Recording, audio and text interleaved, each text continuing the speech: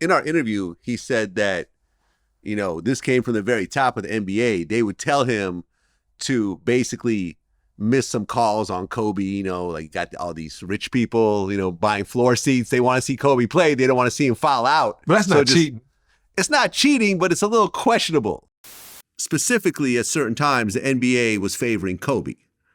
So what kind of message would they tell the refs in terms of, make sure you call every foul and make sure that he's always, there to shoot extra points and so forth?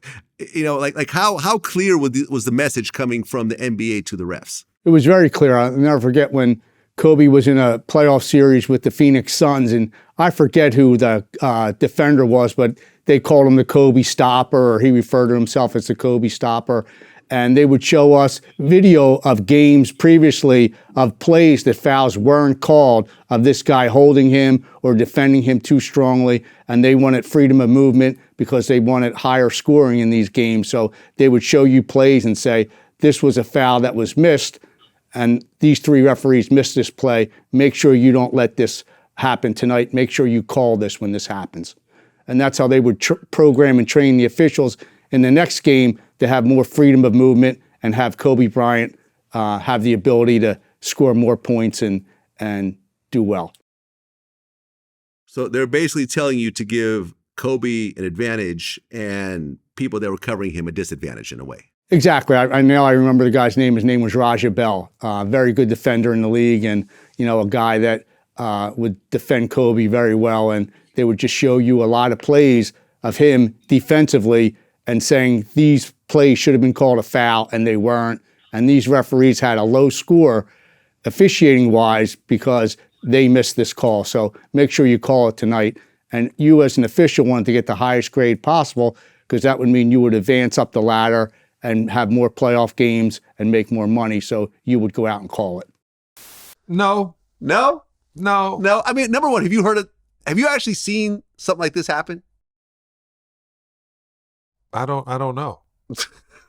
Like, I don't know.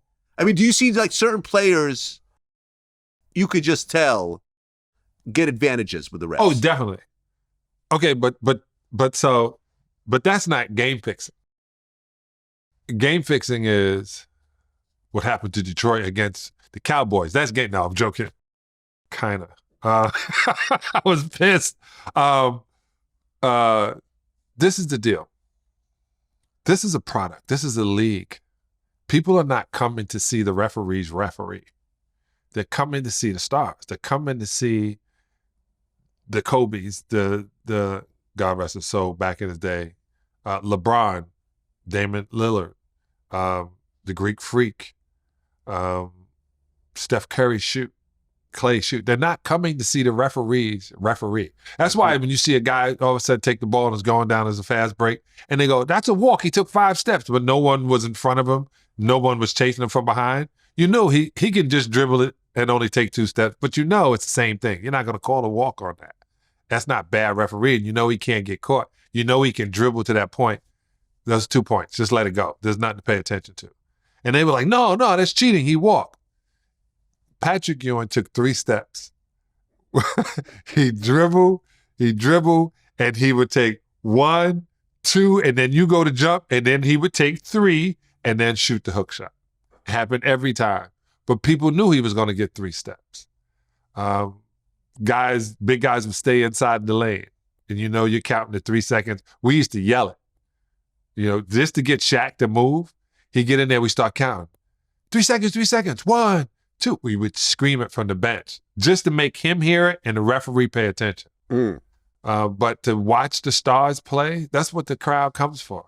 Right. You don't buy the jerseys of a star to watch him sit on the bench because of a foul or because he walked. No, they came to see them perform. Yeah, I mean, he even talked about how Allen Iverson, I think, threatened one of the refs. Oh, that and curve. they gave him kind of like a slap on the wrist, so they just went out of their way to just call everything on him until he finally was like, okay, have you had enough already? They're like, okay, yeah, we've had enough. Yeah.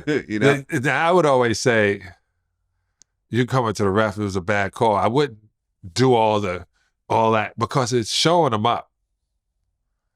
you're sitting there and you're mean mugging him. This guy has some sort of control. So it's always like, oh, I can't believe you called that a foul. That was questionable. Yes, oh my God, that was so questionable. And the ref, you sometime would come and be right here and I'd be like, oh my God, you're taking money out of my pocket. I go, dog, I got a minutes restriction on my contract, bro. Don't you take it from me too. I would say funny stuff.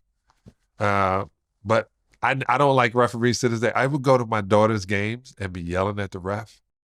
And they were like, yo, you're going to have a heart attack. It's the only time I get to yell at people is at the game. Well, Rasheed Wallace.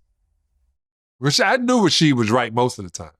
Well, he got into it with Tim. I think he actually tried to physically assault him at one point in the parking lot, and they had to break it up or something that in terms of that. And I believe he had the biggest suspension ever over situations with the ref that didn't include guns or drugs or whatever else. And he said he's been ejected more than any other player. Probably. Yeah.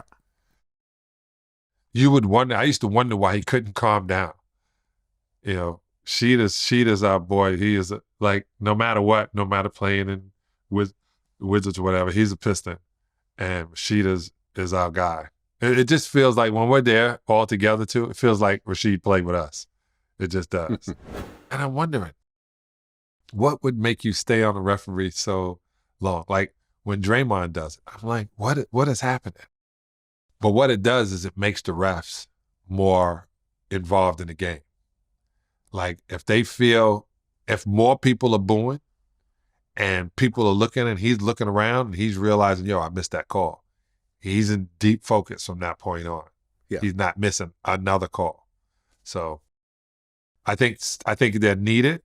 And if he can focus his energy to get the referee to focus, it works.